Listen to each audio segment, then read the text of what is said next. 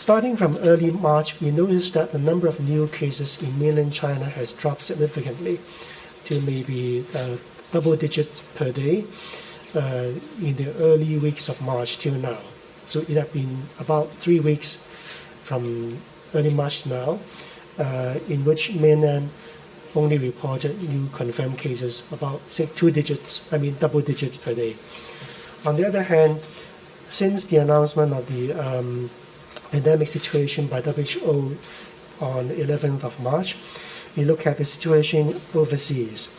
The number of new cases in many places in other parts of the world has risen very steeply. The new cases per day may be hundreds, thousands, and many thousands, and the trend is increasing. So definitely from this trend, you can conclude that the risk or the relative risk of people coming from mainland versus those coming from overseas is different. It's certainly higher in, say, March for people coming back from overseas places. So this is one background. And the other background is on testing the 400 odd returnee from Wuhan and also cities outside Wuhan in Hubei in early March. There's only one confirmed case so far out of the 460 odd people returning from Wuhan and Hubei. So that is also one figure worth noting, and that may tell us the level of risk as a reference. So in the preparation of this second exercise of bringing back people from Hubei, local public health authorities have evaluated the situation, and in particular the relative risk of infection, comparing mainland and also overseas countries. So it's a conclusion that perhaps in March, especially in the recent 1 or 2 weeks, the risk of mainland returning is definitely lower than that for people coming back from overseas.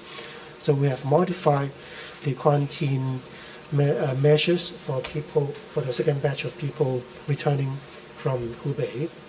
So in the context that the second batch of returnee is from city outside Wuhan within Hubei province, so we make a decision that this second batch of returnee from Hubei, they would require home quarantine. And of course, before they left their dwelling places, before they entered the airport, and before they board the plane, and before after they landed, there are several checking points to check their temperature, health status, etc., to make sure that they are well enough to board the plane and back to Hong Kong. And of course, after they landed in Hong Kong, we have also the routine health check, for example, temperature check, board health check, to make sure they are asymptomatic.